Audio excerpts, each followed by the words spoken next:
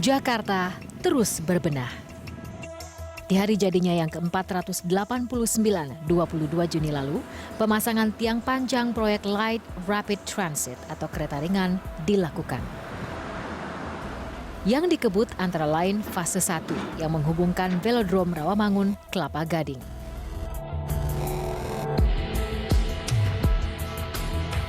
Kereta ringan ini juga menjangkau kawasan Cibubur. Jika pembangunannya sudah rampung, transportasi massal ini akan sekeren desain konstruksi berikut. Proyek LRT ini dibebankan ke APBD Jakarta, sementara yang lintas provinsi ditanggung APBN. Bukan hanya Jakarta yang bakal punya kereta ringan, begitu juga Palembang, Sumatera Selatan. Untuk jangka pendek, LRT di Palembang dibangun menyongsong perhelatan Asian Games tahun 2018 mendatang. Dalam program jangka panjang, kereta ringan di Palembang dibangun untuk mengantisipasi kemacetan di bumi Sriwijaya ini. Mas Budi, pekerjaan Anda ini sebetulnya langsung berhubungan dengan seluruh rakyat Republik ini. Orang mau terbang, orang mau jalan lewat laut, dan sekarang orang bicara soal kereta api. Betul. Yang ada dalam polisi Anda tentang pembangunan kereta api ini seperti apa? Kan sekarang sudah ada kereta api lagi mau dibangun, kereta cepat Jakarta-Bandung. Kita memang merasakan bahwasanya kereta api ini makin dibutuhkan oleh masyarakat. Betul. Khususnya masyarakat perkotaan. Karena ratusan juta orang satu tahun menggunakan kereta komuter itu. Betul. Dan saya buktikan sendiri pada saat saya mencoba, jam sibuk pasti sibuk. Jadi Anda naik itu? Kita naik itu dari Manggarai ke Gambir gitu. Di waktu-waktu longgar pun masyarakat tentu menggunakan itu. Jadi memang penggunaan ini masif sekali.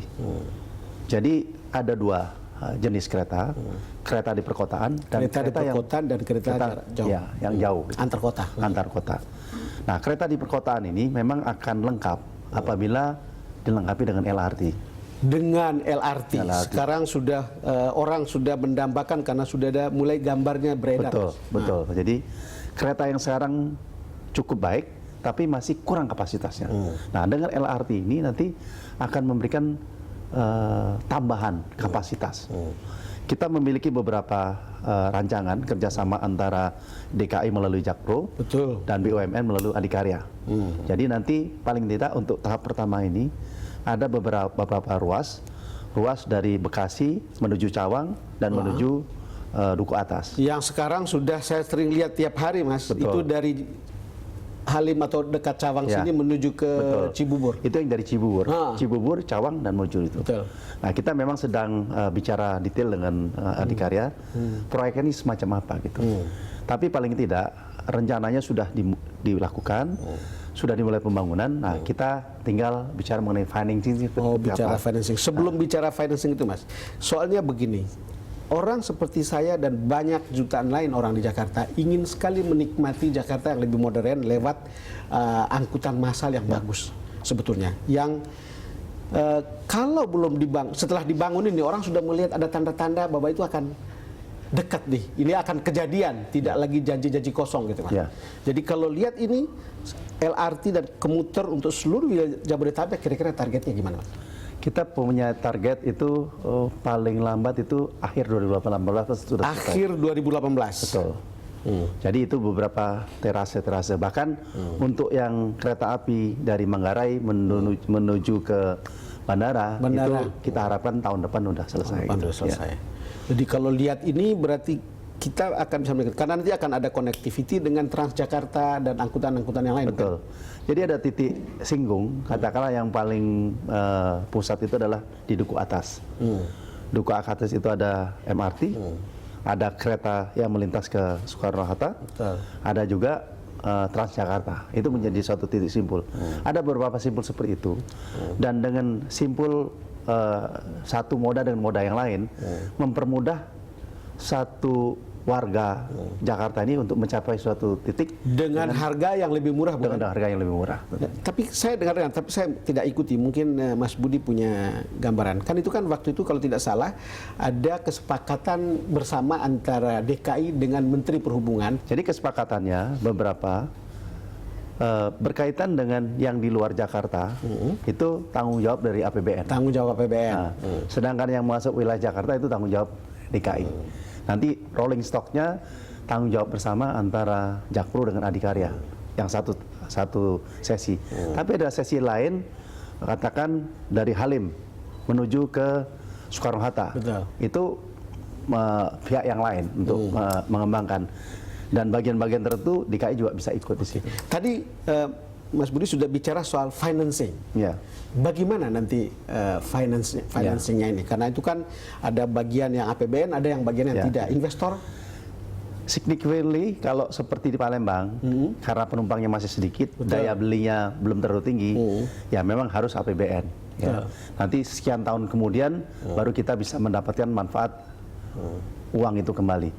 Jakarta sebenarnya sudah antara APBN dengan non APBN. Jadi makanya kita akan APBD-nya juga besar sebetulnya. ada, ya APBD, APBN dan swasta. Jadi katakan kalau seperti di Palembang itu semua APBN. Tapi di sini kita mungkin cuma membiayai relnya gitu. Tapi rolling stocknya swasta sudah membiayai itu dengan dana-dana komersial yang bisa ditanggung. Mas, ini cerita kereta, kan orang sudah rame cerita kereta cepat Jakarta-Bandung. Tapi ada juga cerita kereta Jakarta-Surabaya. Ya. Yang orang bilang tidak dianggap sebagai kereta cepat. Tapi orang akan mengatakan Jakarta-Surabaya bisa ditempuh dalam waktu 6 jam. Ya. Yang kalau compare dengan penerbangan, ya mungkin mirip, beda-beda dikit lah. Ya, ya. Rencana ini bagaimana, Mas? Rencananya memang ada dua. Ada satu pemikiran untuk kereta setengah cepat yang baru. Kereta setengah cepat yang baru, itu kemungkinan pertama. Tapi yang kemungkinan kedua, kita menggunakan kereta yang ada. Tetapi kita menghilangkan lintasan sebidang. Lintas bidang. Nah, lintas bidang itu semua underpass atau flyover. Betul. Nah, itu Jakarta-Surabaya bisa dicapai dengan 6 jam. 6 jam. Nah, jadi kita lagi akan koordinasi dengan PU untuk melaksanakan pembangunan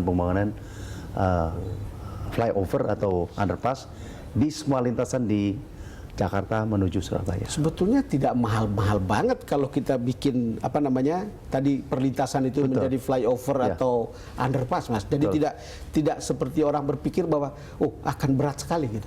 Iya, memang akan jauh sekali biayanya dan sangat mudah dikerjakan karena kita bisa menggunakan double track kan sudah kan? Sudah. Jadi pakai konstruksi baja dan relatif cepat. Kalau tentang beberapa rel kereta yang ada, saya kan Presiden kan sering selalu lihat ke lapangan, termasuk yang misalnya di Makassar. Ya.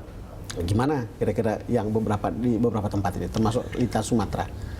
Ya, untuk kereta api lintas Sumatera memang kita penggal-penggal pada suatu inisiasi yang sangat dibutuhkan. Seperti contohnya di Sumatera Utara. Kita mengkonstruksi kurang lebih 15 sampai 20 kilo yang terpotong menuju Kuala Tanjung. Mengapa kita lakukan?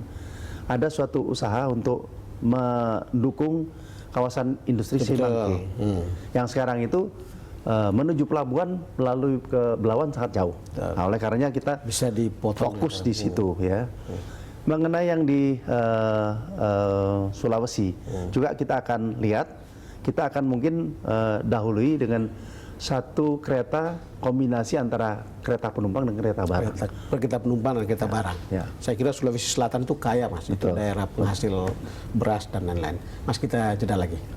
Pemirsa, kami akan segera kembali selepas jeda berikut. Ya, ini pelajaran yang pahit.